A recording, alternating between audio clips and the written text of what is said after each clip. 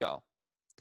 All right, and welcome to Hattrick Sports Talk, a day after MLB begins their season. It's great to have baseball back. As always, I'm with Shane and Brandon. How are you guys doing after great baseball yesterday?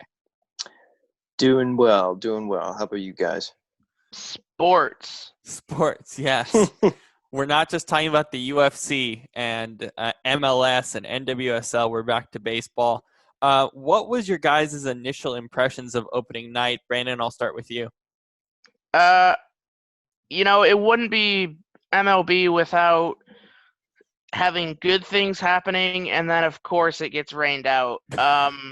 As I said to you, Robert, as I said to you in our message, like it was going so well, and then of course we're in a rain delay.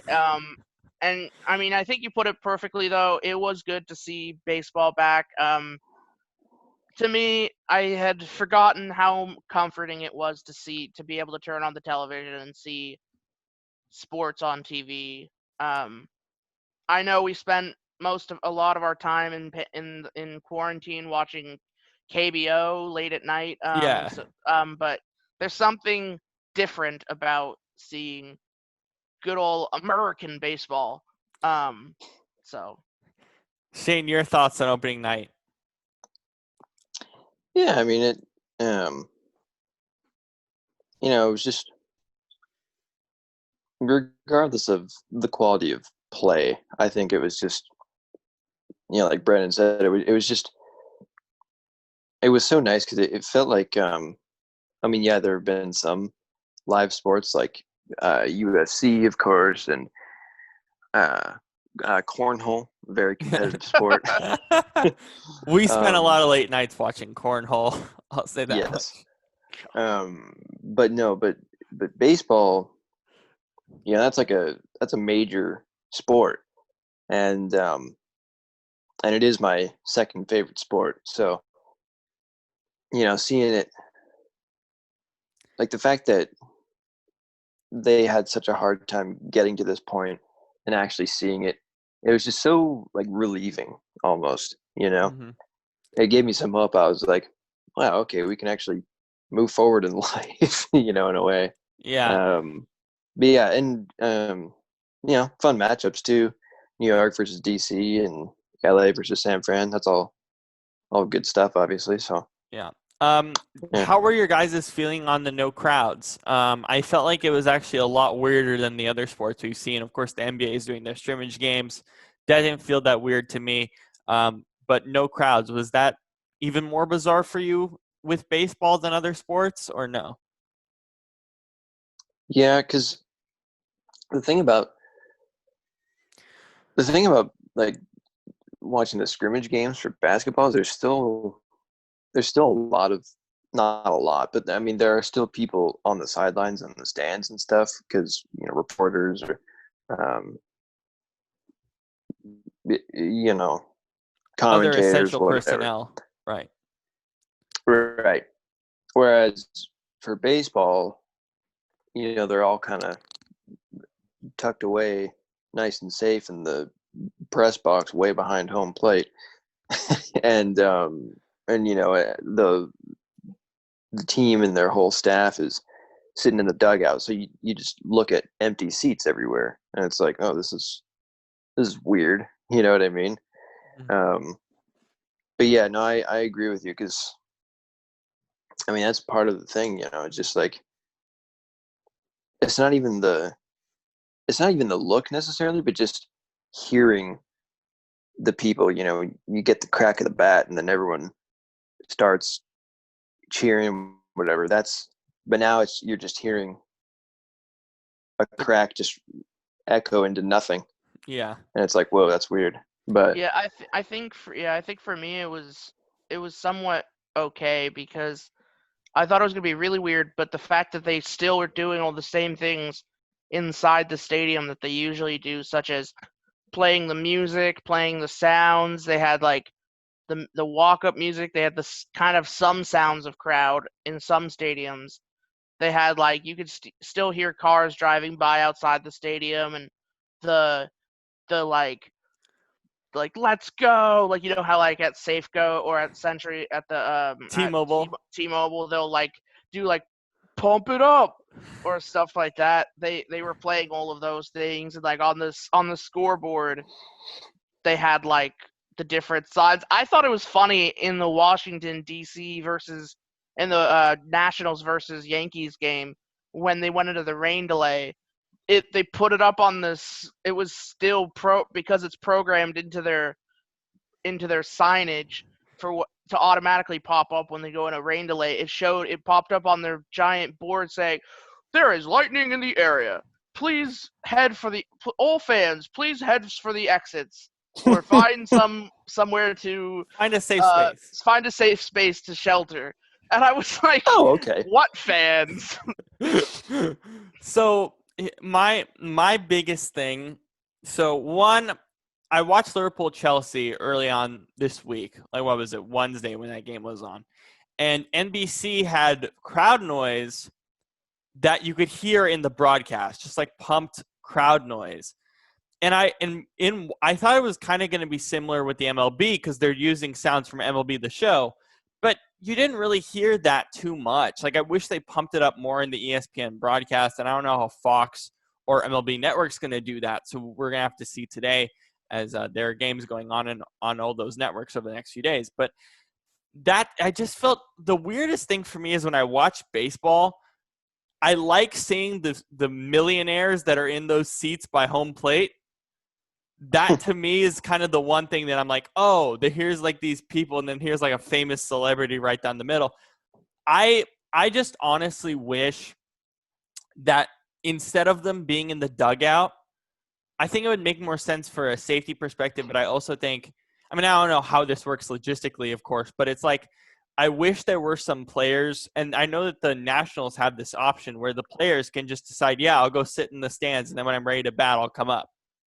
I wish that they did that because I think that would have made it feel a little, especially if someone was there at home plate. Like imagine Matt Scherzer just sitting in the stands back there. Like that's where I wish that they did that, because then I would have felt maybe just it would have felt slightly more normal. To me, it just felt a little bit weird. Now, obviously, we're going to get used to it as we watch games over the next days and weeks, but still, I just felt it was a little strange to me. It honestly felt a little bit like Little League baseball. Yes, they did. With Yeah. like looking at the players under the tents, like you know how they're under the little tarps and stuff. I don't know. It was kind of funny, but you know, I kind of liked what LA did though, where they had cardboard cutouts around. I wish that, speaking about how like, and they had different people behind like home plate. Yeah. So that was funny. There's this really great picture on Jerry Rice's Instagram where he bought a bunch of cutouts, and he bought himself Joe Montana, George Kittle, Jimmy Garoppolo, and they're like sitting behind. That's funny. And it was really funny to see. But yeah, I thought opening night was great. I think we're all happy that baseball is back, and that is the most important thing. To the Dodgers as well, Brandon, you wanted to talk about Clayton Kershaw and his injury. Yeah. Clayton Kershaw's old. Or at least his body is acting like he's a lot older. He was supposed to be the starter for the Dodgers last night. But he hurt his back in the weight room. This is the second time he's done this. He did it last year, and he did it this year, obviously. But as you have here, he's on the 10-day injured list, retroactive to July 20th. They believe it's going to be a lot longer, though. They have no idea how long it'll last. Yeah, I mean, I don't know, man. I feel like Clayton Kershaw may be playing his last couple seasons, because, I mean, I don't think the Dodgers could, with the amount of money that Kershaw will want, I don't think they can realistically give him a contract that they could expect him to be available for. Especially with the Mookie Betts deal too, and we're going to get to all those logistics as well with the luxury tax. But they might be advised to kind of move forward depending on how many years Kershaw's left on his deal. Shane, what are your thoughts on Kershaw's injuries the last few seasons? I mean, regardless of whether or not he's healthy, he's just going to choke in the playoffs anyways. So, no, I'm kidding. Not really, but anyways, yeah. I mean, it's he. How old is he now? He's 30-some. mid-30s or something. Yeah, I mean, pitching is, it's hard for pitchers nowadays to last super long because, I mean, people don't realize how strenuous that is on your but your shoulder, your back, everything. Throwing 100 pitches as hard as you can. I mean, that does a number to your body. So, yeah. I mean, he's had several really good seasons. So, I think Brennan's probably right. He's probably in his last couple of years, but it is what it is. Yeah. And then I'll start with you here, Shane, with the playoff expansion. Now, this was weird because this was happening during the Nationals game. They were agreeing to the playoff expansion. So it's pretty complicated, or at least somewhat. All second-place teams in the 6 divisions will now qualify for the playoffs. The 7th and 8th seeds will be determined by best record of the teams that are left. The first round of the playoffs is scheduled for the September 28th to October 2nd, so it's the same schedule. Everything is it's going to end at the exact same time it normally would, the postseason. So 4 3-game sets. All games will be played at the higher seeds home stadium. The rest of the rounds will be their normal length. The 2 division series in each league will be 5 games, while the AL and NL championship series will be 7 games. Thoughts on this adjustment to the playoffs, moving it from 10 to 16? Honestly, I like it. I always thought that 10 was kind of a small amount for a 30-team league. But yeah, I mean, I was thinking if anything, it would go to like 12 or something. But hey, we can work with 16. I think the biggest thing more than anything is making the first round a 3-game series instead of just 1 game. And at home too. And everyone's at their home stadium. So so that we don't flip flop. Game 1 is at that best team's record home stadium. Game 2 is at that best team record home stadium, and Game 3. So they're not moving around. Mm-hmm. It's to limit travel, which is the best thing, right? Because there's no home field advantage technically. Yeah, so that's I think that having 3 games is better than just 1, because I mean in baseball 1 game is kind of, so yeah, I mean if you're going to do it any year to, I guess, experiment with it, try it out, this would be the year. Because it's already a shortened season anyway, so you want to get more teams involved in the playoffs so they can have a bit of a longer season. Sure, why not? I mean, at this point it's just kind of like, who cares? Let's just try anything. You know what I mean? So I'm just curious as to whether or not this will actually stick. I don't believe it will stick, but Brandon, what are your thoughts for a team like the Mariners with this change? Do you think it gives them a better shot at finding their way to a playoff spot?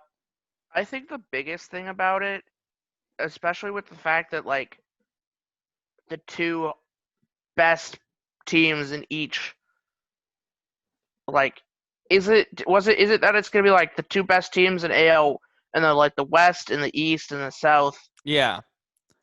And Okay, then yeah. the best So record will, yeah. what I like about that is for the longest time, it's kind of been a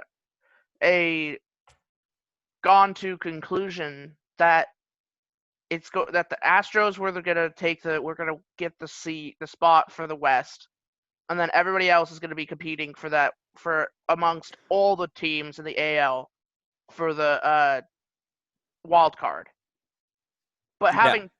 having the best two teams, that means now everybody, even if you're in the race, it gives you a reason to continue pushing, Competing, right.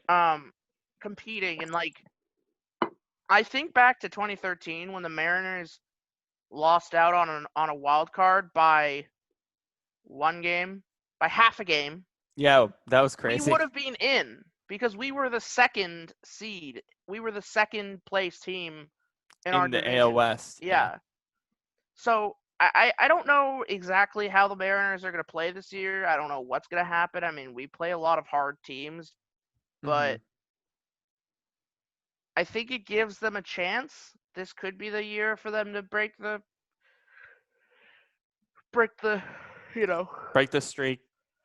We don't have to play Houston 18 times this year, so yeah. And then let's move on to Mookie Betts. So there's two parts of this that I find hilarious.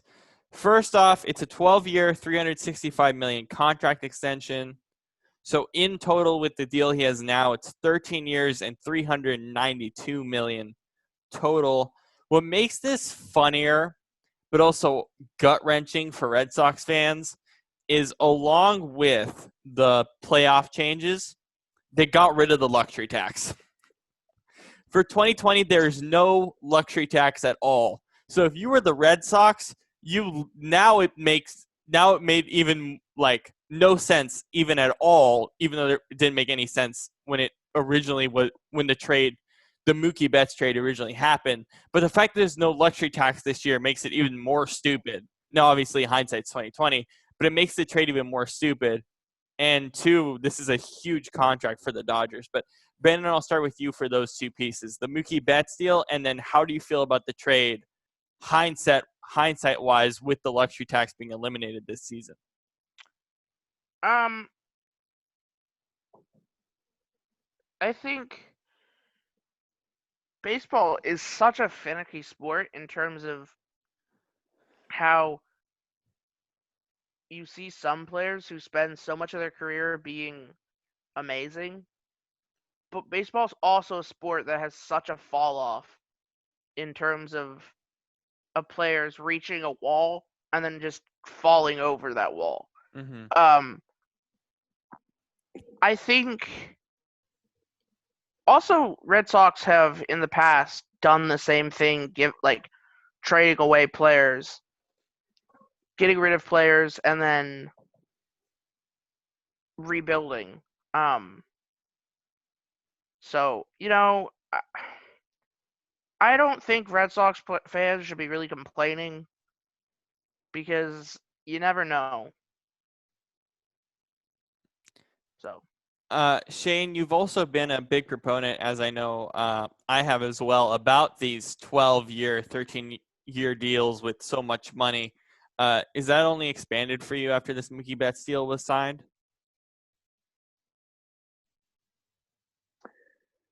Yeah, I could very well see him just tanking, or not tanking, but not performing as well. I mean, 13 years. That's he's going to be 40 by the time that's over, and he's not.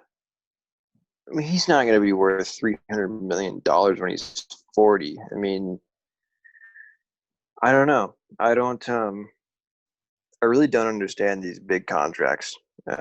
They very rarely work out. Yet they continue to hand them out for whatever reason. Mm-hmm. So I don't. Yeah, I don't know. I mean, I think it's bizarre that he was traded in the first place. Mm-hmm. I really don't know what Boston was thinking.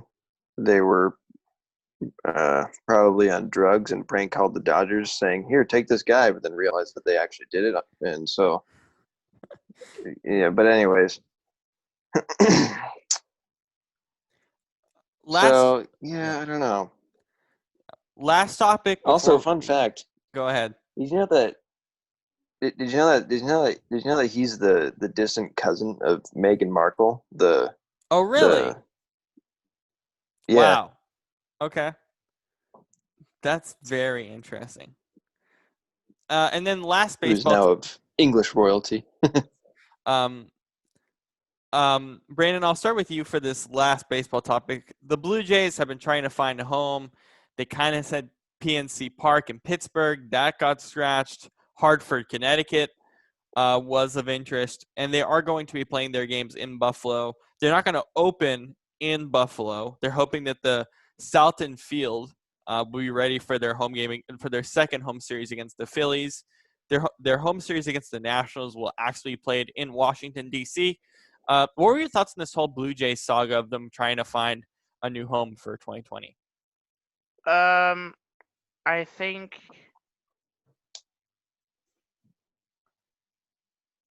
you know, I feel like Canada should have given them a little bit more of a heads up Yeah. about the whole, sorry, you can't play here. Um, but I mean, supposedly they found a home in Buffalo. Mm-hmm. Um,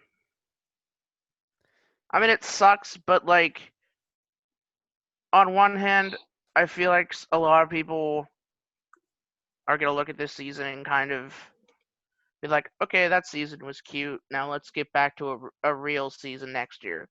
Yeah. So I mean, think about it. Like, yeah, it's the way I'm looking at the baseball season this year is it's like, yes, it's a competitive season. Yes, it counts. Yada yada yada. But it's a 60-game season being played during a pandemic. I'm not gonna with no take it fans. with no fans. It's not serious. It kind of takes a bit of the aspect out of it. So it doesn't really matter if you're playing in your home stadium. Just find someone to play and play the damn game. Shane, do you feel the same way in that, like, I mean, one of the more interesting things that they talked about on the broadcast yesterday was this idea that it's not a marathon, it's a sprint this year with the 60-game schedule, with the way the postseason's set up. Do you feel kind of the same way Brandon does, even though it's a much faster season? I mean, yeah, it's just weird because I agree that they should have probably had more of a heads up, but at the same time, if you think about it, they probably should have figured out on their own. Like, I mean, you figure somebody would have sat down and thought, "Wait, we can't travel internationally right now from the U.S. to Canada. We should figure something out about that." But like try and find another place to play. Um, but it's it sounds like they got a place though, Buffalo, right? Yeah. At least Yeah. for most of their games. Well, that's good. It's close by. Yeah. Yeah. No, I mean, but yeah, I mean, the biggest thing is, like Brendan said, just find a place. It doesn't matter, whatever. Just get in there, get it done. Play ball. Yeah. It's not a huge deal, but yeah. All right, let's get to some NFL news. We got no preseason. We got 80 players at training camp, and then the CBA just got approved about an hour ago. So a few key things. Training camp will go on as scheduled, including the on-field practices. We have 16 days into camp, with the first padded practice scheduled 21 days into camp. The new salary cap will be $175 million. Practice squads are 16 players, and then there'll be 2 categories for opt-outs, high risk or not. So let's see. This is also an interesting part about this. The 2020 season was described as a pay-as-you-go format. Therefore, if the season were to be halted entirely, players will not be paid for unplayed games. Their 32 representatives will still vote on this deal, but it'd be shocking if they go against the recommendation. This is from Roto World, that whole segment. So there's a lot of pieces to this. Shane, what is your reaction to the CBA and no preseason? I mean, first of all, the not having a preseason, that's not a surprise. I think we all saw that coming a mile away. But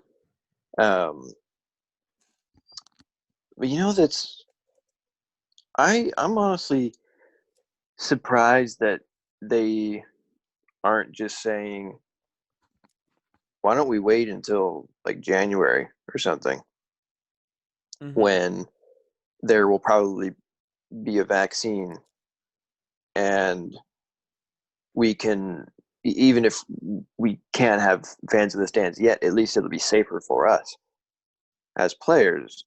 And because, we've talked about it before, but you can't really do a bubble for the NFL, so or just football in general. So, you gotta, how do you do it safely right now? And honestly, I don't know what that looks like. I don't think they do either. So then, it's the whole thing about, the pay as you go type thing that you were saying. I think it's because, it's very possible that the season could, be delayed at any point or whatever. So, like I said, I would personally just wait. Because if you think about it, if you start in like January or February, you could have a 4th of July Super Bowl. Yeah. Like, that just sounds awesome.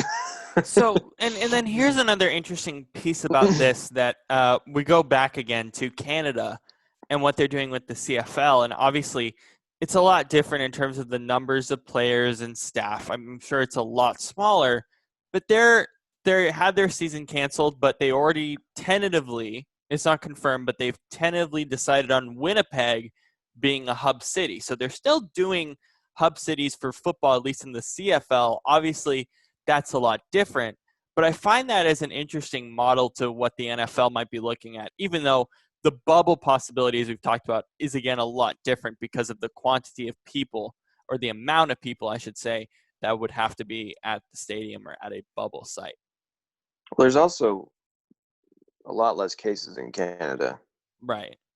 It's not like COVID's not really a big issue there, at least that I know of. But yeah. Brandon, what are your thoughts on the CBA and no preseason? I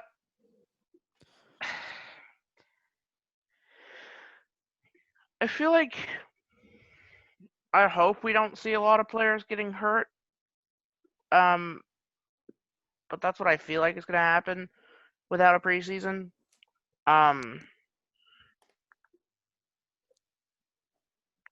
Selfishly, I want to see football in the fall, because it wouldn't feel like the fall. It would not feel like the fall without football. But I don't know. Now, I guess the main thing here that we have to realize is, while we've talked about over the last 2 weeks that it seems unlikely, this CBA is a good indication that we will start on September 10th. Now, obviously, a lot can change between now and that date. But at least for right now, it's looking good. But again, training camps start in about 4 days officially. So if we have issues in training camp, a lot can change. So training camp is going to be an interesting testing ground. Of course, we've seen what the Vikings have done in looking at their facilities and how they've changed that with the pandemic. But And a lot of teams are doing the same thing. So who knows? But if training camp doesn't go well, a lot can change fast, I think. Let's move on to a contract that we actually didn't get a chance to talk about last week. Chris Jones' deal. Now, I said there was a 90% chance that it would get done. Shane, you said there was a 90% chance that it wouldn't get done. It's a 4-year, $85 million contract with 37 guaranteed at signing, 60 mil guaranteed for injury. I thought the deal would get done. It did get done. What is your reaction to the Chris Jones deal? Well, Robert, you were right for once. You know, I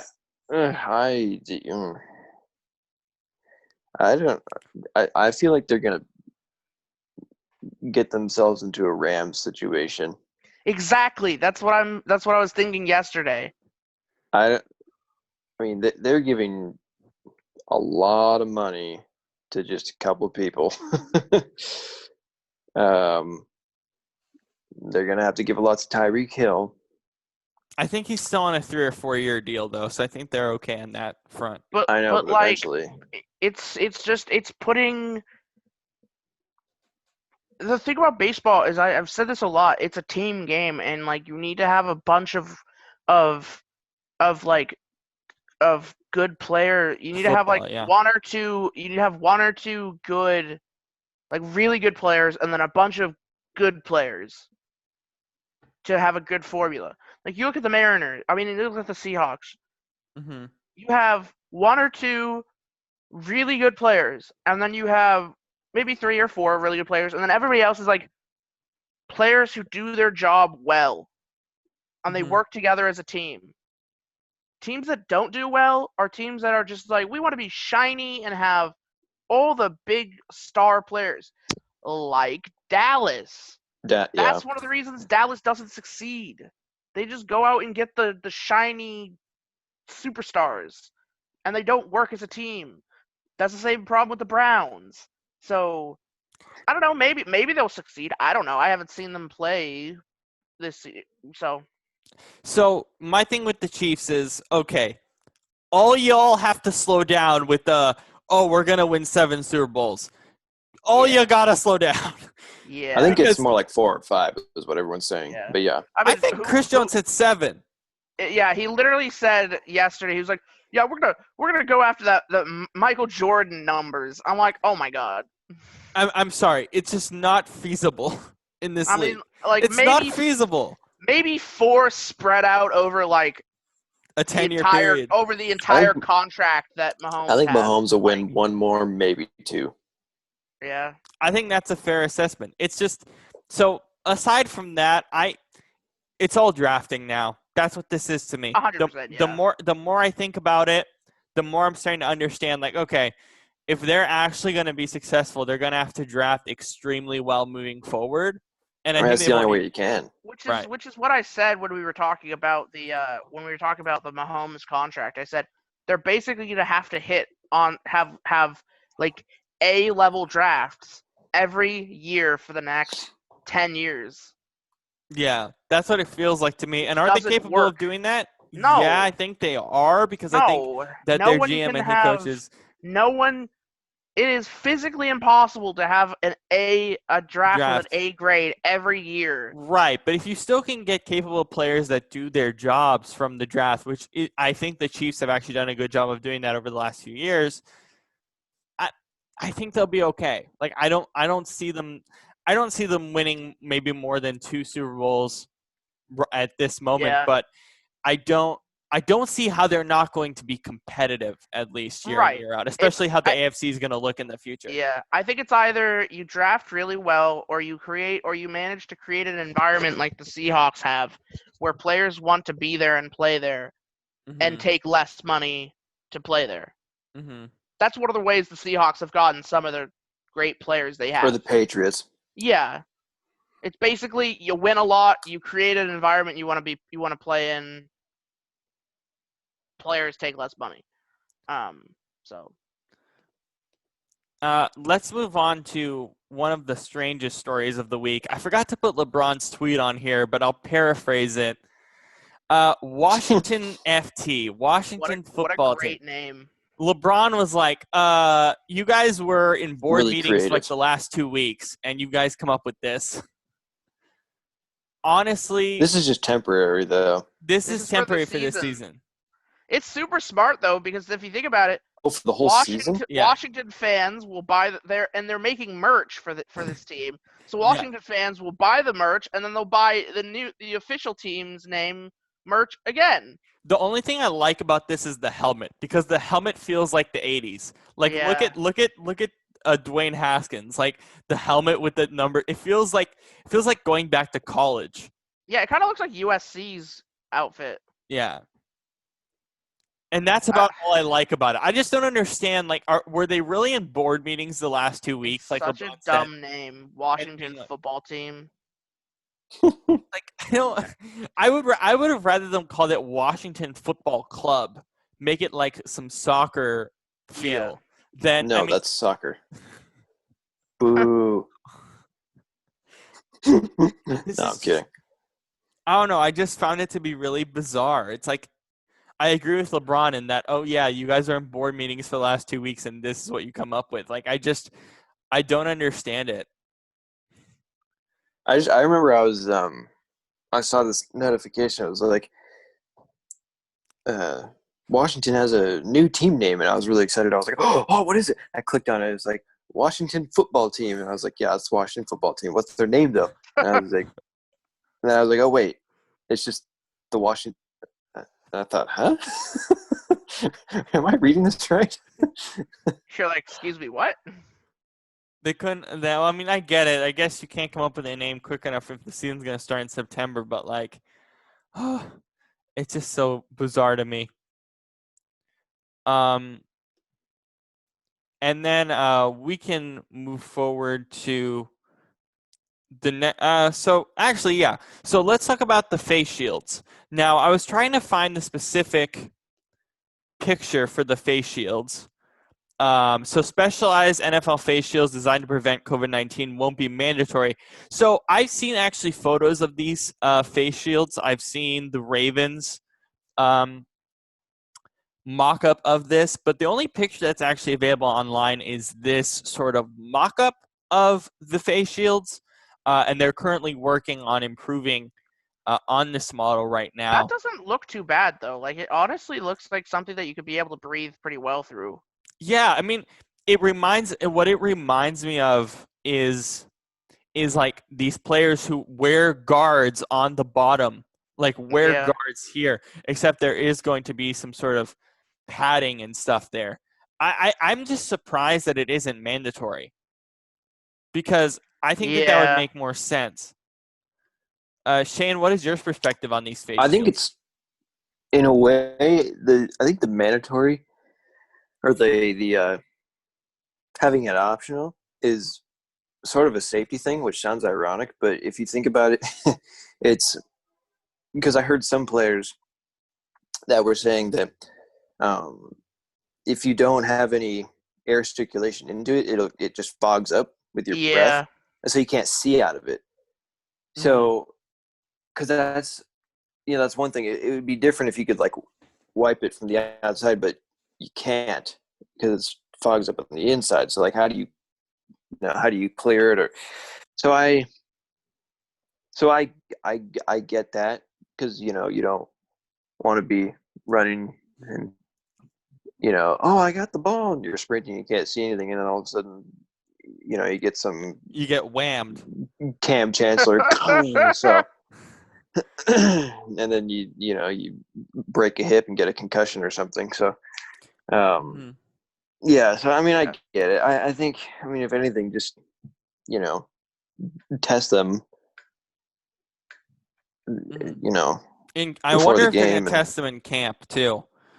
Yeah, I've heard that's the case. And then I wonder if we're not going to see those like smoke visors or anything because of this too. It might be open up top. Like Marshawn? Yeah.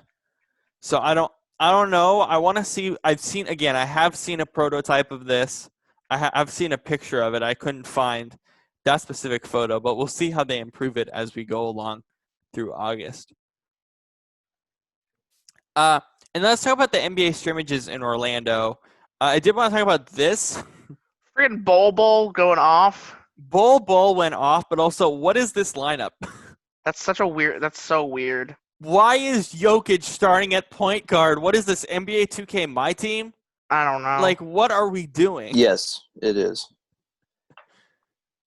Like, this just says to me, this says to me that they're just doing this for conditioning and we can't put too much value on it other than Bull going off.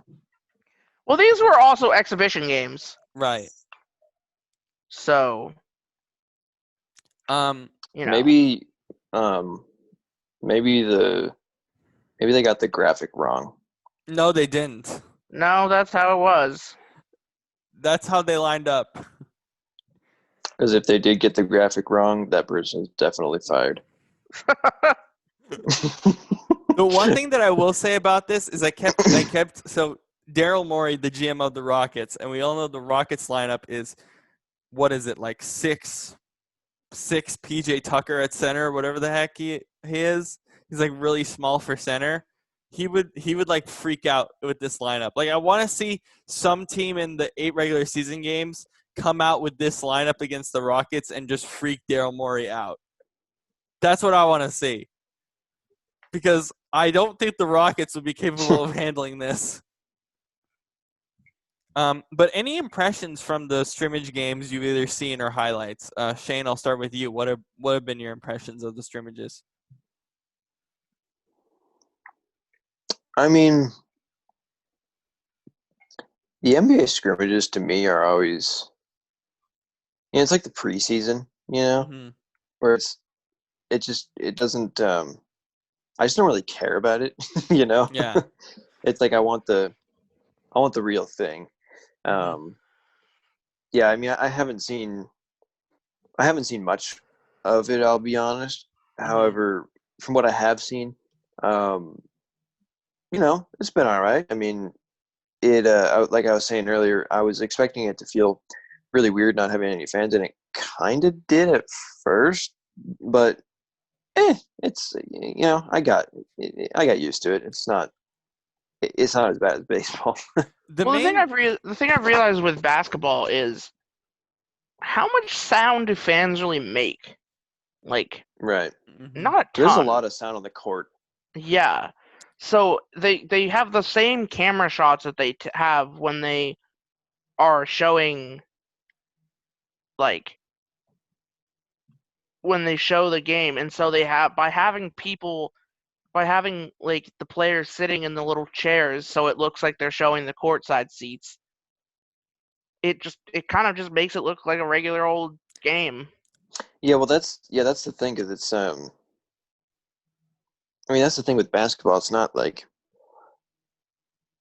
because with baseball, it's hearing the crowd noise, whereas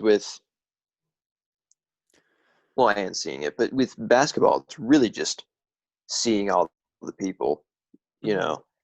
because they're just packed in there, and so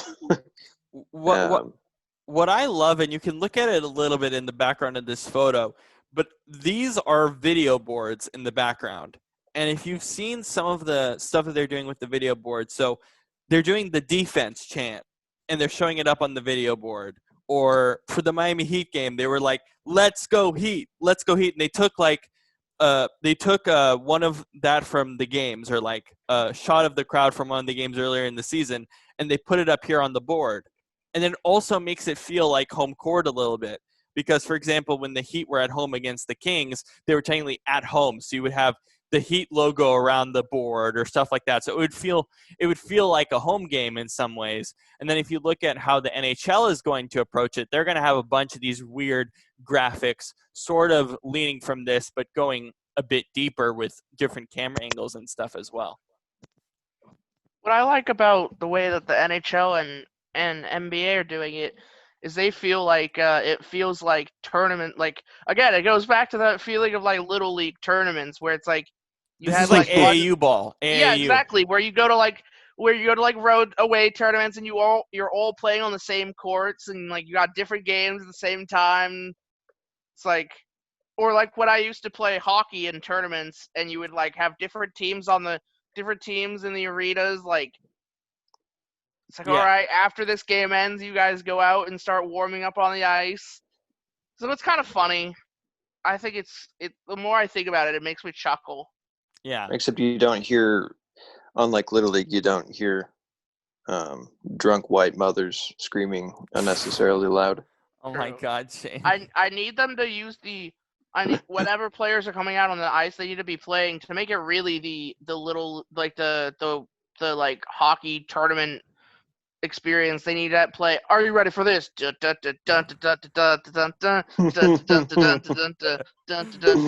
and then like have the graphics still all over it. Exactly. Yeah, the little like the like colors, doing like the figure eights on the ice.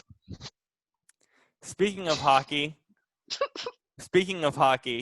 Brandon, release the Kraken. Yes, release the Kraken. The Seattle Kraken. Brandon, I'll start with you because you and I have been talking about this for months, and we came up immediately with the Kraken. Yeah. Are you excited for this? Do you like the logo? Do you like the design of the jerseys? Dude. I think it's dope. Like, I mean, it's so cool. You got it.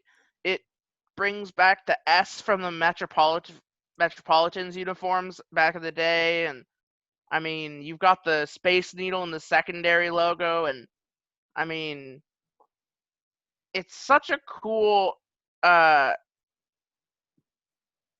think it's a cool name for a hockey team. I mean, we live on the Puget Sound. It's a dark, stormy environment. Who knows what could be lurking in those waters? You don't know there couldn't be a Kraken in those waters, Shane. You don't know that. There's giant octopuses in the water. Maybe that's a Kraken. You don't know. Shane, you were not happy with this. Except the Puget Sound is not very deep, but you were not happy with this, Shane. What were your thoughts on this logo? Well, I like the logo and the colors are nice. And just kind of the overall aesthetic. You know, I'm digging it. It's just the name Kraken. That's just so dumb. I don't know. That's just weird. Have you ever seen a Kraken? No, it's just weird. Like, I don't know. It's like, what can I compare it to? I don't know. Well, this is awkward. But anyways. No, I mean, because before yesterday, most people in America hadn't even heard of a Kraken. Everyone might. If they've Pirates of the Caribbean? Yeah. Well, okay, yeah, but like everyone in my family said, "What's a Kraken?" And I was like, "I don't know." Shall I compare thee to a summer's day? Some dumbass hockey names. You got the friggin' New Jersey Devils. You have. Actually, that one kind of makes sense because it's like a folklore thing. Well, hang on, Brandon, hang on. So there was a tweet on Twitter, and I wish I could give this guy credit because he has a verified account, but he was like, think about all the MLS team names, like Nashville SC, Inter Miami, and then like the last MLB team was the Nationals, and in the NHL, they literally just named the team the Kraken. Like, you know. Like, there's a team named the Lightning just because there's a lot of lightning in Tampa Bay. Ooh. No, it's just cringy to me. Yeah, but I don't know how else to describe it. A lot of sports. No, I'm not saying that other team names aren't. No, for sure. I'm just saying this one is not an exception. I will say this. I remember when the Golden Knights, when they announced the Golden Knights stuff, and people were kind of mixed on it. They were like, this really represent Vegas. What is this? But I think consensus with this, people were happy. I really think consensus around the NHL was like, oh, this is solid, and this is fun, and it's different than any other sports league, and it's not like the Golden Knights. Like I think there's just something about it, especially with how people reacted to the Golden Knights. What was it, last year, 2 years ago? There's something about it that's a lot different for people, and I think that's why It was so popular. I wanted something that represented Vegas. I should have called them the Las Vegas Gamblers. Yeah. Or the Las Vegas lose your damn monies. All right, and The Las Vegas fry an egg in your car. what is happening here, guys? And then let's move on to our wide receiver draft. This is our last draft of the year as we're getting ready for the NBA season to start. And we're doing probably one of the, and there's the shades. This, to me, is going to be our best draft because there's just so many guys. And in our list, there's guys missing. Like, for example, CeeDee Lamb is missing on this list. We could have easily drafted 60 or 70 players. But of course, we'd be here until 3 o'clock in the morning, so we didn't do that. So it doesn't make a lot of sense. So we're drafting the 45. We'll go a little bit faster as we go towards the middle of the rounds. And so let's get started. 1 second, Robert. Oh, you are copying this, yes. Shane, you will have the first pick of the draft. Brandon will have the second pick, and then I will have the third pick. We are going 12 rounds. The pressure. 15 rounds, 45 players. Where are your shades, Robert? I'm wearing – these are – so if we were outside, these would turn into shades. Those are not shades. No, we're not outside, so – I know. But if we were outside, these are transparent. You're not cool enough. You're not part of the cool guy squad. I also want to, see better during this draft, so – Wow. Oh, you don't want to get a headache halfway through? Yeah, seriously. Pathetic. I mean, I'm fine. You care about your brain? What? No, I mean, I can see fine taking my glasses off, but it's at the same time, I'd rather have my glasses on for this. I swear, everybody must think we're a bunch of weirdos. I mean, they wouldn't be wrong. That's true. What seriously is happening in this show today? I like it. What seriously ever happens in this show, Robert? That's what I respond to you with. I guess so. Are you ready, Brandon? Indeed. All right. Shane, you're on the clock with the first overall pick in the wide receiver draft. All right. First overall pick. I'm going to take Michael Thomas. Because this guy, he, in my opinion, well, okay, first of all, the giant 300-pound elephant in the room, he had the record for most receptions in a season, which is an incredible milestone. Yes, part of that is because their lack of receivers, but whatever. I don't care. He still did it. But not only that, but he also is, in my opinion, probably the best route runner in the NFL. And he has an incredible pair of hands as well. So Michael Thomas, number 1 overall for me. He was my first overall pick as well. The reality is his record set it apart. I mean, to beat Marvin Harrison's record is just ridiculous. He just had an incredible season. He deserves more recognition. And in this sense, I think that's why he would go number 1. Brandon, you're on the clock at second overall.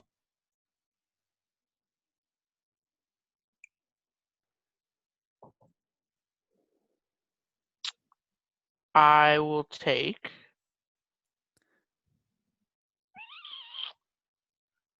I'll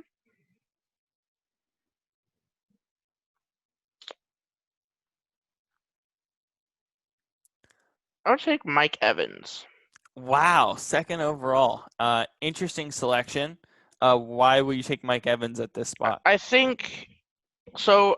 I watch a lot of Tampa Bay, and I think he's someone who is just kind of always on the cusp of breaking out.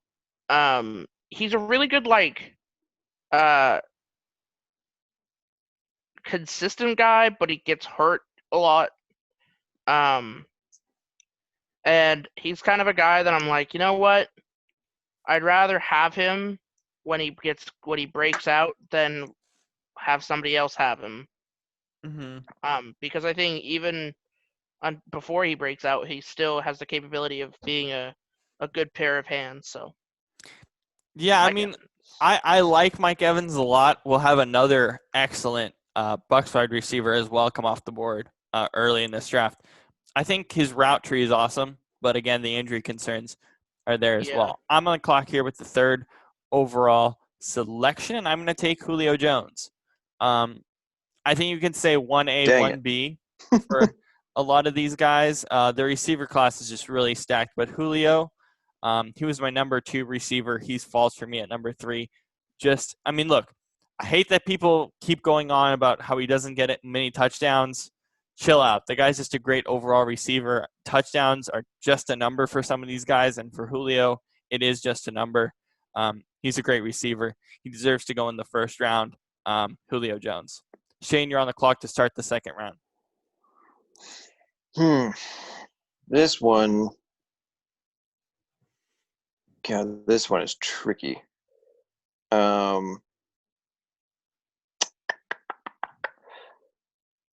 I am gonna say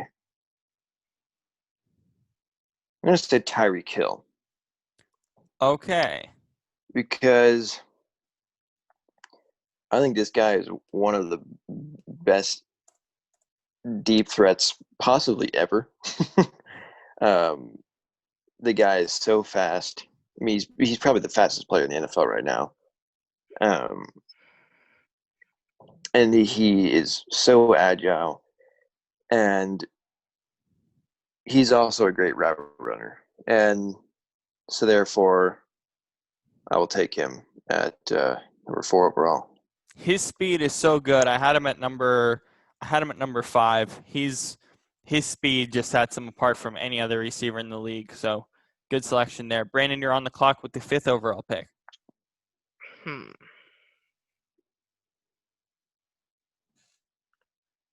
Can you scroll up? Yes. No. Am I the Yeah. only one that actually made a ranking list for this draft? I kind of did. Some basis. I'm gonna go with Amari Cooper, Ooh. which he's someone who was really good with Dallas, and then he got traded.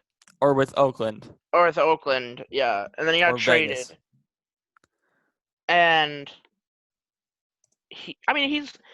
look, I think this wide receiver draft is one that I don't think needs a lot of explanation. Like, there's so many top tier wide receivers. I think it just is kind of a matter of, do you go with the guy who's like I feel like there's one guy who's like way better above everyone, which is Michael Thomas. And like Julio Jones is pretty good, but Michael Thomas is like 1. And then everybody else is kind of together. So you could make an argument that it's like 1A, 1B, 1C. The main thing with Amari Cooper is what he did in Dallas. I mean, the reality is he came into Dallas and made Dak a better quarterback. Yeah. And that alone would justify him at this number 5 spot. I had him at number 9, personally. Damn. This is my 3rd overall player on my board. I'm going to take Davante Adams.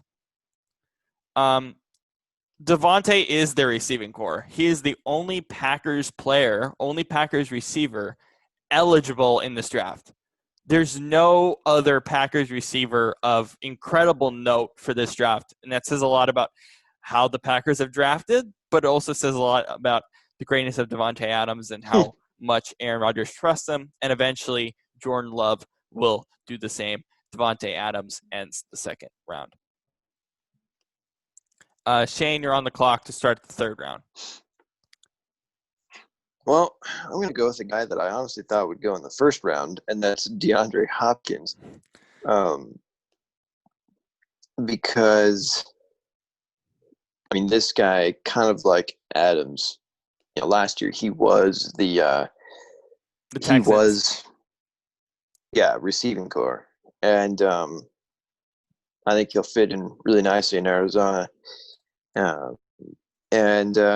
mean, he's a great all-around player. I mean, there's incredible route runner,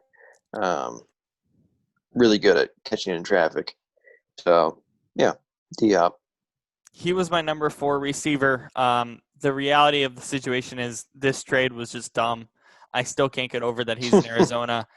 Oh my God, him and Kyler Murray are just going to go crazy on the NFC West and the whole NFL as a whole. Brandon, you are on the clock with the second pick of the third round.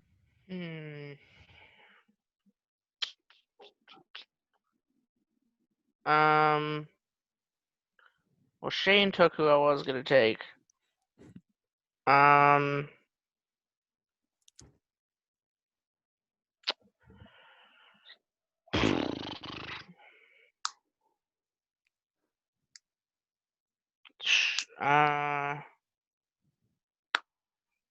I will take Cooper Kupp.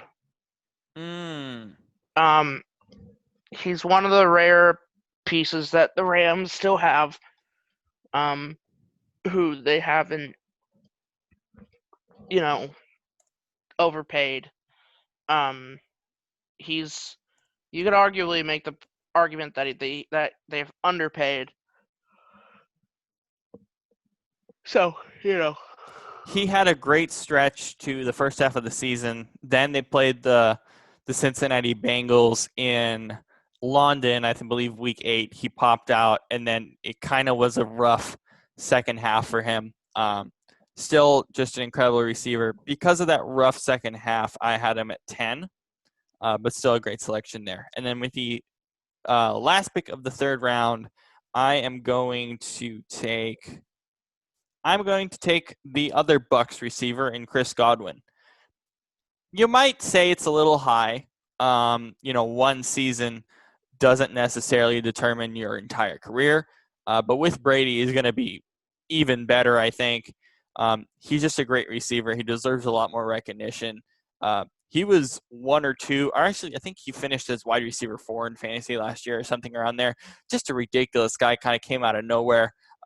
So yeah, you might say he's a little high at number 7 overall for me, and in the third round of this draft. But for me, I just think his potential is through the roof, and that's why I put him there. Shane, you open up the fourth round. All right. Going over to the AFC now.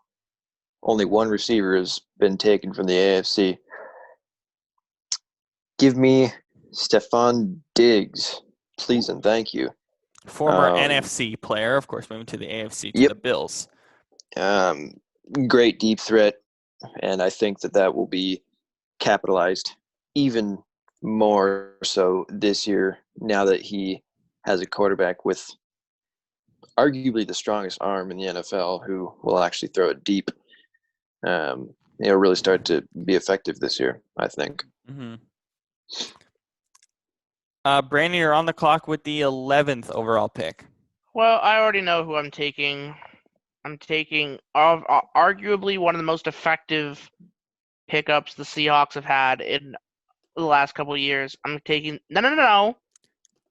DK Metcalf, boy. Oh, come on. Give me a break. What? Yeah. This is your Ryan Fitzpatrick pick of the draft. No, it's not. No, that is not it's comparable not that bad at all. No, this is a bad selection. That is not dude. DK Metcalf has shown so much in one season. Let me tell you where he is beat down all the haters who said he can't run a route. He has clicked with Russell. He has so much potential. He's going to grow. I believe he's going to make the Pro Bowl this year. Yes, he has room to grow, but he wasn't, in terms of a statistical basis, very productive last year. Yeah, receiver draft, not everything has to be about statistics. That's true. He's when he's on the field, he's someone you have to pay attention to. There's one segment of my list where it's a bunch of guys with potential that did well statistically, kind of didn't, and that's from 25 to, let's say, 30. And then there's a segment where it's a bunch of old guys who have certainly been competitive, and then it's DK Metcalf at 35. You are such a fool. 35? That's such 35. You are a weirdo for putting him at 35. I have him at 14. Why the hell would you, 14. dude? I don't get you, That's Robert. Like, reasonable. I have yeah, Cortland like, Sutton above him. I mean, Cortland is such a better 11 receiver. 11 is a little bit of a reach, but like, I am shocked. but 35? 35. I could Damn, easily put. I knew you were a hater, but like, damn. I could easily put him at like 28 or 29, Wow. and that's about as far as I can go. Wow. Because honestly, Wow. I think Cortland Sutton's going to be a better receiver, and You're he's gonna going to have a put better overall. Chris Godwin over DK Metcalf. Yeah, Wow. I have Ty over him. I have Brandon Cooks Really? over him. I have Larry Oh, Fitzgerald over him. Jesus. I have Terry Larry McLaurin over him. Fitzgerald? You are. Oh my God. You obviously did not watch the same DK that I did. He Or I wasn't did. as productive statistically But enough for me to statistics put him there. doesn't mean everything. It doesn't mean everything, but there's certain segments of my list where it's like potential, and he's kind of in the lower tier of potential on So my basically, list. by putting him in at 35, you're saying he's not worth shit. Well, not necessarily. I think he will definitely bump up the list. He can How many certainly players bump up are to how top many 20. how many players are there in this draft? There's 45. By putting him at 35, that's basically saying he's not that great. But I'm not necessarily saying that because I do think he is very good. But I just don't think at this range or at this Okay. time I've seen Alright. enough. Okay. I've seen enough of him. But I'll tell you what, I think Sure. he can go up in the top 20 if we do this draft sure, again next yeah. year. No, it's fine. Yeah. That's a Wait, surprise pick. you say we haven't seen enough of him yet. What about Chris Godwin? I've seen enough. I know what I'm getting with him. They've played Sure. the same amount. Yeah. Godwin's been in the league for what? He's been in the league for about 2-3 years now, has he? He wasn't a rookie. Yeah, but he really only He He hasn't really played only that popped much. this year. He really only popped this year, but I see the potential a little bit more than Metcalf right now. I don't get that. Yeah, Whatever. that's a surprise. And then That's okay. Well, to finish the fourth round, I'm taking this guy is so underrated, and it makes me upset, and it burned me in fantasy this year because this guy is awesome. He deserves a lot more recognition. He's in a very small market, but I love this guy. Give me Kenny Golladay. I mean, the guy deserves so much more recognition than what he gets, and I was wrong to not draft him early in fantasy this year because, man, is he so good. He's a great route runner, great speed guy, perfect receiver for the one and only Matt Stafford. I love him. He deserves to even go higher than where I have him. Maybe I have him at 8. You can make an argument he could be a little bit higher. He's a great receiver, and he deserves more recognition. It's that simple. Are you surprised by that, Brandon? yeah. I do agree that he's a bit underrated, though. I can't believe you would say DK was equivalent to the friggin'. To me, it feels like that considering where he's at. No, just that's. Especially when you have the better Seahawks receiver still on the board. Shane, back me up here. Like, that's. The better Seahawks receiver is still on the board. They're pretty even to me. I don't know about that. All right, Shane, you open up the 5th round.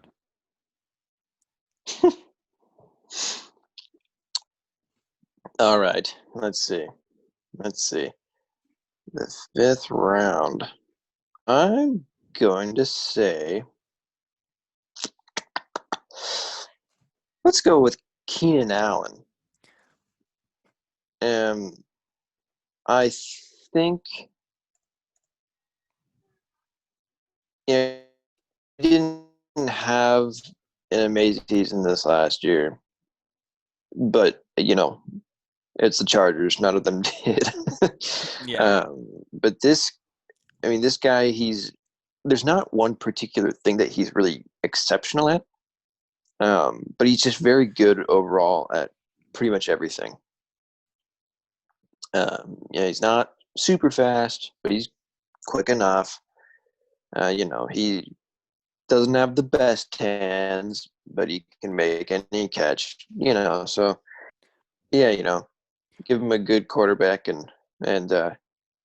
throw the ball his way, I think he can be pretty effective. Do you feel like with him, if Herbert does start at some point this year, they'll have a connection really quickly and be successful?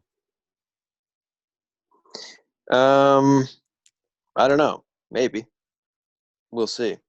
I imagine Herbert will start, so yeah, it could be.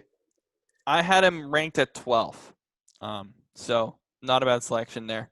And he's also a bit underrated as well. I think him and Galladay, certainly one of the 2 underrated guys in this draft.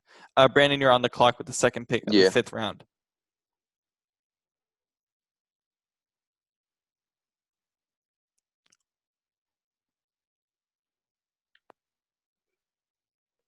Here are all the available receivers left. Mm-hmm.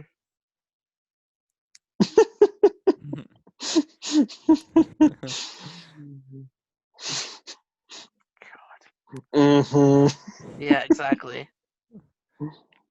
There's a lot of great guys left. I will take.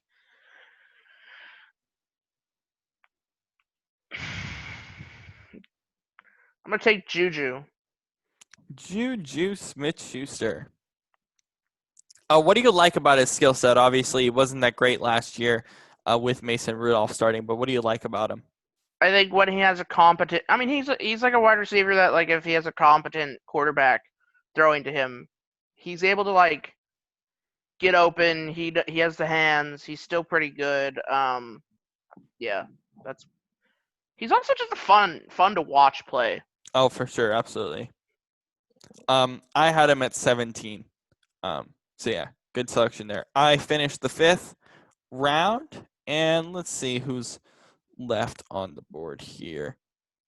Wow, I can't believe I'm gonna end up picking him. Give me Tyler Lockett.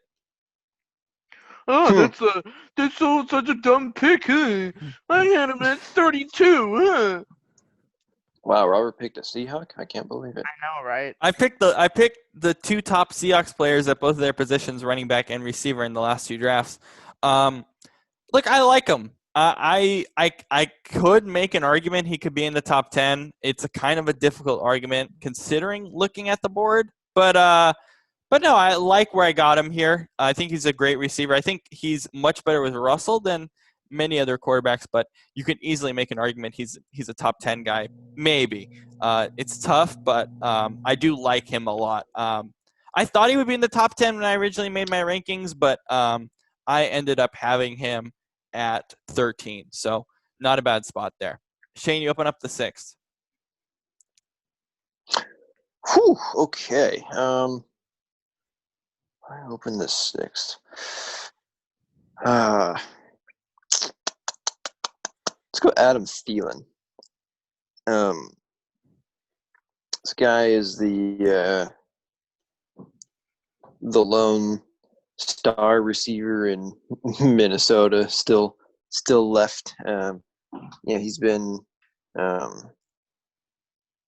He and Stephon Diggs have both been very key to that team, of course, and now with Diggs gone, I think his importance will be greatly noticed in Minnesota this year, and he'll be much more prominent, I believe. So, Adam Thielen. Adam Thielen was next up on my board. I'm very excited to see how him and Justin Jefferson are going to work. I like Justin Jefferson as some kind of a Stephon Diggs prototype. Obviously, Jefferson is not eligible in this draft, but I think those two can be successful. We'll just see if Kirk Cousins can get the ball to Thielen a lot more this year. Brandon, you're on the clock for the second pick in the 6th round. I already know who I'm going to take. I'm going to take DJ Chark Jr., and the reason being is that he's like the only good thing going in Jacksonville other than Minshew Mania. So I still feel like that's it. I still feel like this may be a tiny bit high, but even yeah, it's a little bit high, but it's a tiny bit high. I had him at 26. The reality is I like him. I think he has so much potential. And yeah, I think you're right. I think he really is the only good thing going on that team. And I think it's definitely worthy of that selection there. So I'm a huge fan of him. I'm excited to see what he'll do next year. Not a bad selection there. At the final pick of the 6th round, let's see who's left on the board. Let's see here. Boom, boom, boom. Lots of people. There's a lot of people. Give me Jarvis Landry. The first round off the board. Jarvis, I mean, he's the better receiver on that team. Odell, unfortunately, let's Odell's be kind honest. of trash now.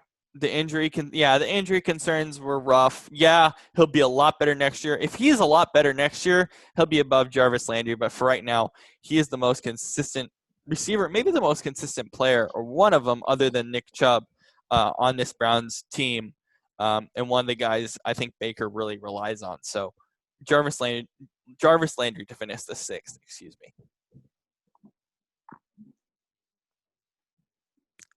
Shane, you open up the 7th. Well, speaking of Odell, I'm going to take him.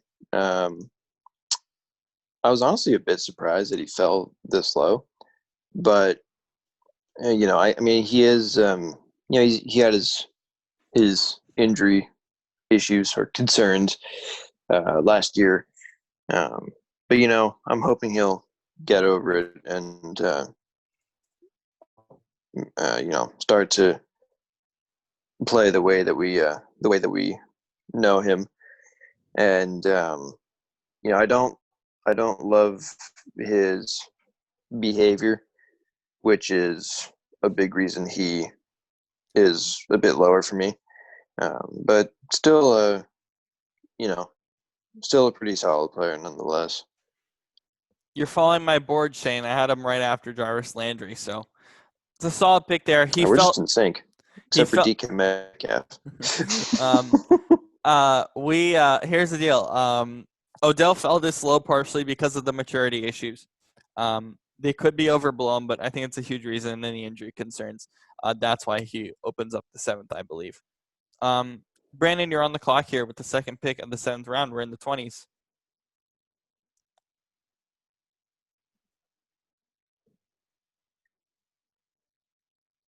Juju's off the board. There we go. My bad. See, there's so many players I want to take, but I don't want to be judged by Robert again. No, you take whoever you want. Just do it.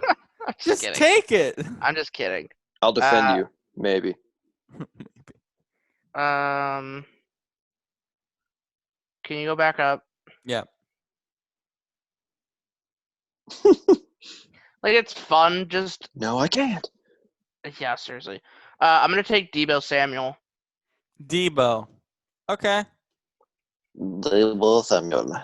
What excites you about Deebo? He is... I mean, similarly to a lot of players, there's kind of a theme amongst players I've taken. He's fast, he's good hands, he has...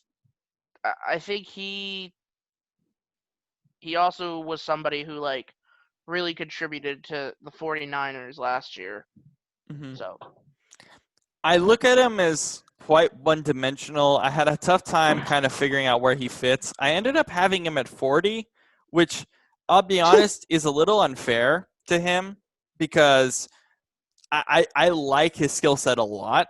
It's just I don't really know how to quantify him in a Niners system that is very keen on running the football, and we don't really know about Jimmy Garoppolo week to week. So I didn't really know how to quantify him. 40, I think, is a little bit unfair. But it's an interesting selection there nonetheless, so I don't have too much of a problem with it.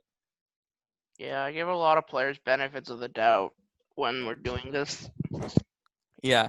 For the 21st overall pick, I'm going to take another guy who's underrated. I got an underrated theme going here, and it's going to be T.Y. Hilton. T.Y., again, injury concerns, of course, but when this guy's on the field, like, no one talks about him. I don't know if it's because not a lot of people watch the Colts. I watch every game the Colts play, as I do with every team, and I love watching him. He's just so fun. And that receiver core this year is going to be ridiculous. There's so many Colts players that didn't make this list that maybe should have in this receiving core. They have an excellent receiver core for Phillip Rivers. It's just about how Rivers is going to operate on this team. So T.Y. Hilton goes 21st. Shane, you open up the 8th. I'm gonna go with Allen Robinson.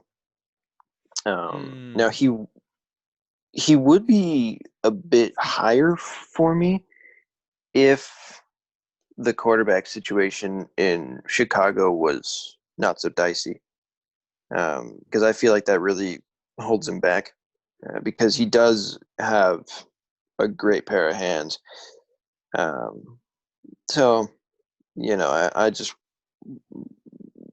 like I said, I think he would be a bit higher, but I can't put him way up there just because of the inconsistencies with the ball being thrown his way.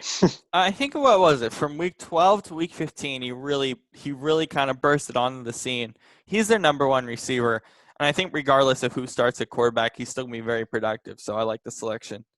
Brandon, you're on the clock here with the 23rd overall pick.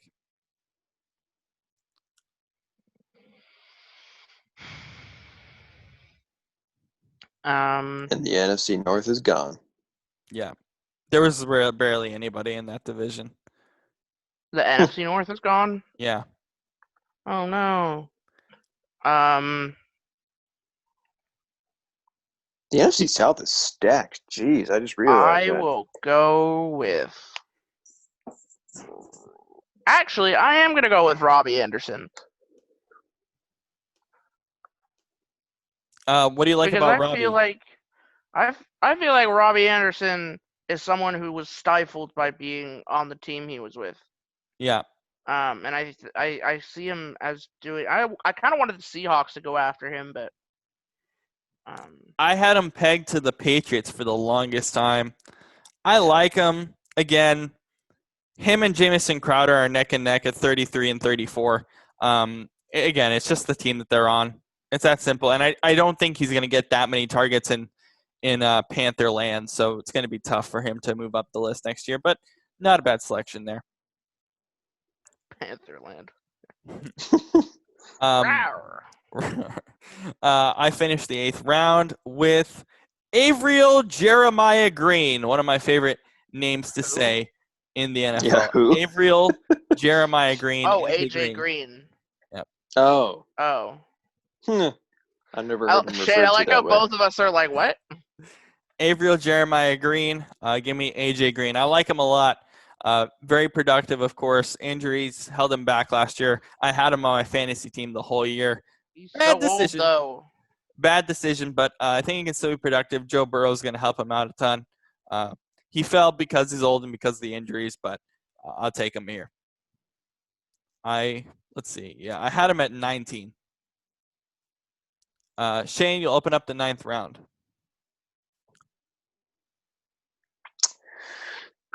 I'm gonna say Julian Edelman. This guy, I don't know what to expect from him this year. But he's, for the last 5 years, when he's healthy, he's a very consistent piece for the Patriots. I think he's kind of their rock at receiver. He's a great route runner, kind of a self-made guy, but that's kind of what I like about him.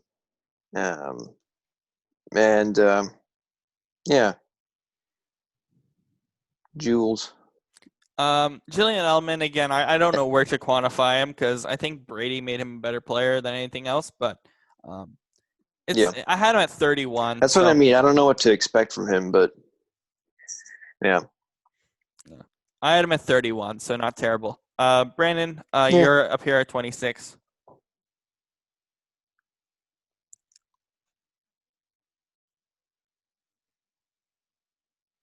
This board, man, the AFC West is still hot here with talent. I mean, 5 guys. That's the most from any division right now. So, I will 5 go guys, with, burgers, and fries.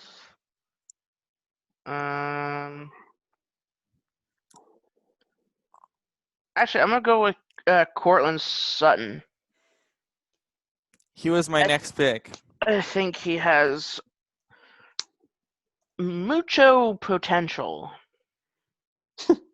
He has a lot. I love him a ton. I had him at 20. The guy's just so good. And we're gonna see that receiver core is massively overhauled. So I don't know how his statistical basis is gonna look, but I like him a lot. I'll go up here at 27. And I'm going to take Brandon Cooks. This is a guy I just feel bad for. It's heartbreaking. Honestly, it's heartbreaking because you look at his story, you look at where he came from. I mean, the Saints traded him, then the Patriots traded him. This guy's just getting traded all over the place. And obviously, concussion concerns are there. But when the guy's healthy, he's good. I think we might be underselling him in Houston. But he's a good player, man. And he deserves a lot more recognition than he gets. He didn't get much here, but he does deserve it because when he's healthy, he can be productive. Shane, you're up at 28, starting the 10th round. I will say, I'll say Emmanuel Sanders. Because he was a star for San Francisco last year with their very limited pass game. So, having him in New Orleans, which is Pass City, USA, with, Michael Thomas, I feel like they're going to be an incredible duo. So I'm really looking forward to what he and Drew Brees do. Yeah, it's amazing that, well, obviously he couldn't stay with the 49ers, but for him to go to the Saints out of all teams, it's got to be gut-wrenching for Niners fans because, my God, he was such an important piece of their success last year. And to lose him to Drew Brees is insane. They're going to be really fun to watch. I ended up having him at 23. Brandon, you're on the clock with the 29th overall pick.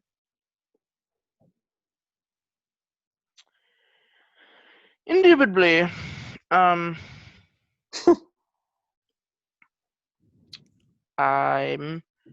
going to take Larry Fitzgerald.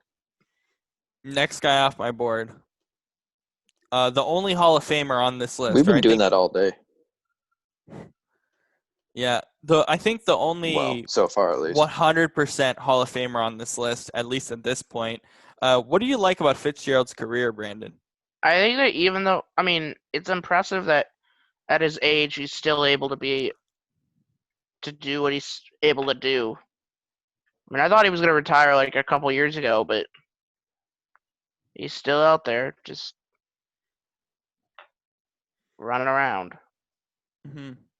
I end this round. I'm going to take Alshon Jeffrey. The receiver core is next on mine. Yeah. Really? We're going chalk here today. The thing is, I like him. I have a tough time putting him here because I do like a lot of the guys below him on my list more than I like him, but he's been productive for so long. And he's just a huge part of Carson Wentz's success. So I'll take him here to end the 10th round. Shane, you open the 11th. Ooh, oh boy. Give me Devontae Parker. Yeah, I think this guy is one of those players who's really talented, but stuck on not a great team. But that might be changing. I'm hopeful. I think that Miami could start to get a little better here in the next few years. And, I think his worth as a player will start to become more apparent as that happens. I loved him coming out of Louisville. Brandon's guy, Ryan Fitzpatrick, and him just were neck and neck pretty much all season. I think week 10 and on, they were just ridiculous. He's just an amazing player. He's a player I'm really excited for, not only in fantasy, but in real life. I had him at 29, so not a terrible range there. Yeah, and then him and Tua are going to be stupid fun to watch, I think. Brandon, you're on the Yeah. clock with the second pick of the 11th round. Give me Henry Ruggs. Love his speed, huh? Mm-hmm. Ruggs goes zoom. Were you surprised that they picked him, that the Raiders picked him at where they had him? Not really. All right, I'm going to end the 11th round with actually, surprisingly, I had Henry Ruggs extremely low. I had him at 43. That's more so that he's a rookie than anything else. But he'll definitely be up this list next year, no doubt. I go with one of my favorite guys. What are some words that describe him? Ferrari, fast. I can't even figure out this guy's nickname. Scary Terry, I guess, is what we like to call him. Scary Terry? What the hell? Terry McLaurin. He's fast. Okay. I mean, it's that simple. The guy's fast. The guy didn't get enough pub last year, unless you played fantasy. I mean, the guy's just ridiculous. Him and him and Haskins, they played together at Ohio State. That's probably a huge reason why their connection was so great, especially towards the tail end of last year. He's a ridiculous receiver. He's just so good at so many things. I like him a lot. He's only going to get better. And he's their number one receiver, no doubt. So, Shane, you open up the 12th. I'm going to go with Sammy Watkins. Sammy Watkins. He's certainly not what he used to be. But he's, still a solid player nonetheless. I mean, he's still pretty fast. He's, he's declined a bit, but, I think this is still a good range for him. There were so long in his career after he was drafted by Buffalo. In his career when he was drafted by Buffalo, he kind of shifted around everywhere, couldn't really find a landing spot. He just fits what the Chiefs like to do, speedy receivers. It fits what Mahomes' style is. He's found the perfect place there, and he knows that with the contract restructuring they did after they won the Super Bowl. So, yeah, I had him pretty low because I have a tough time quantifying him. I actually had him 44th, but I'm totally fine with the selection here. Brandon, you're on the clock with the 35th overall pick. Okay.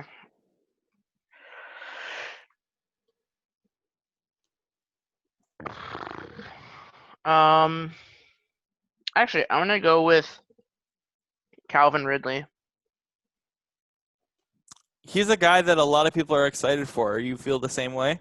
Yeah, his rookie year I had him in fantasy, and he did really well. He wasn't so hot last year, but I think he'll do pretty well this year. Yeah. I have him. I have him at 39, but I like him a lot. He'll certainly move up the rankings next year. I'm up with the 36th overall pick, and I'm going to take another guy that I'm really excited about, and that's A.J. Brown for the Tennessee Titans. He was very productive. He was next on my list. Yeah, he was very productive with Ryan Tannehill.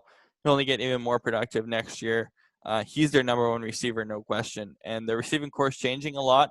Their tight end core with Jonnu Smith is going to obviously change things, but I'm pretty excited to watch this offense work next year. Shane, you're on the clock in the start of the 13th round. Excuse me. I'm going to take the man, Marquise Hollywood Brown. Hollywood. Yeah, he's probably the fastest player on this team besides their running back Lamar Jackson, and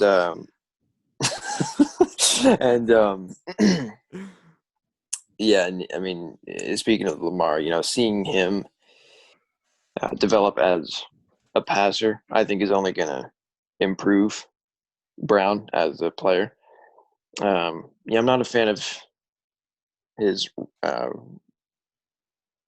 route running, but I think that'll get better with time. So, yeah.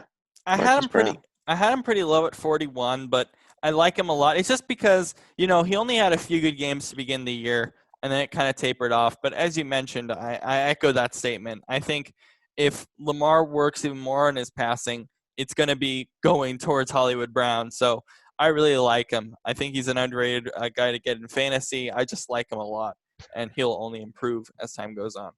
As for a lot of these guys here. Yeah.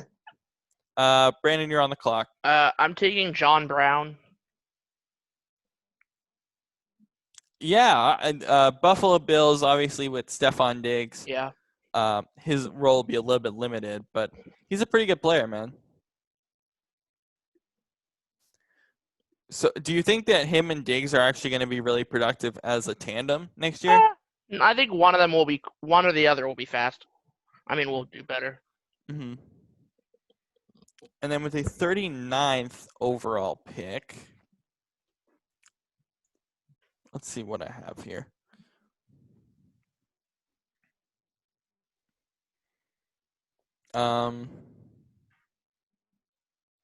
Let's see, did I have? Sorry, guys, I got to look through this board because we already took a bunch of them.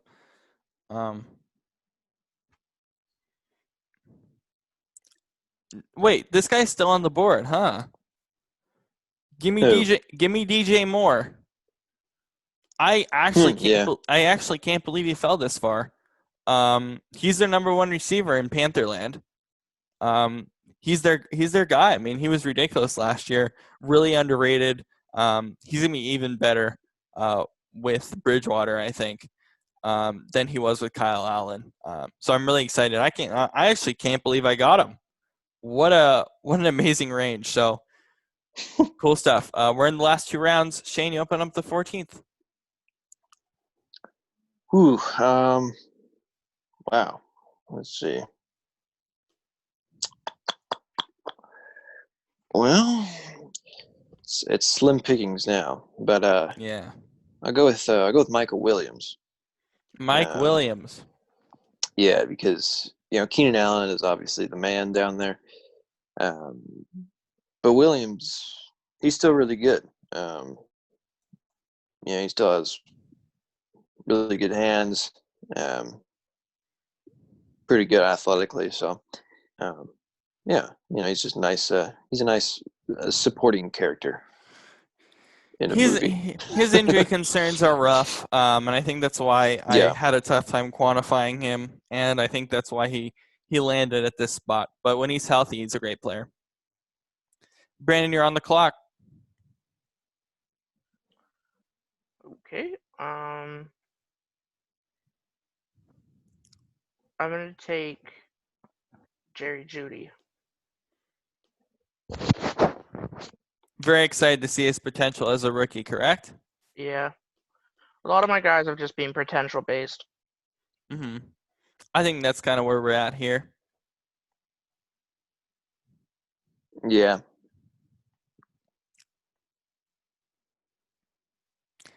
Give me Jameson. Oh, actually, wait. Actually, never mind. Shane, you're on the. Actually, wait. No, I'm on the clock. I'm confusing myself now. Yeah, you're on. I'm on, and I'm gonna take Jamison Crowder. Again, Jets kind of wrecking him a little bit, but he's a great player, man. I like him a lot. A bit older, a bit on the older side, but I'll take it. Shane, you're now on the clock. Okay, I will take Sterling Shepard. I think he has great potential with Daniel Jones.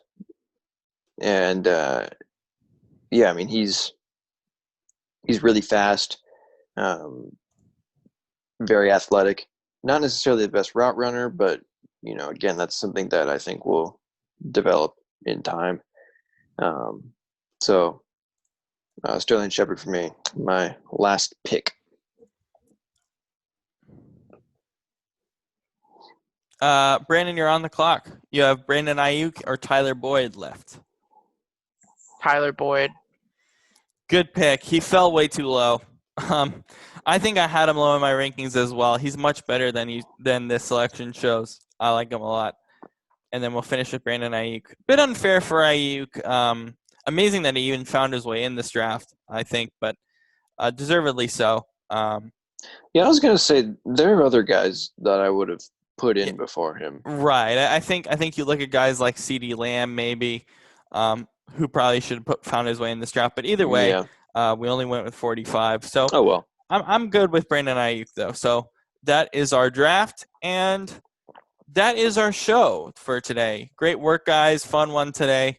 We'll be back again next week, getting ready for some NBA action and some NHL action as well. So thank you, Brandon. Thank you, Shane. We'll see you all next week.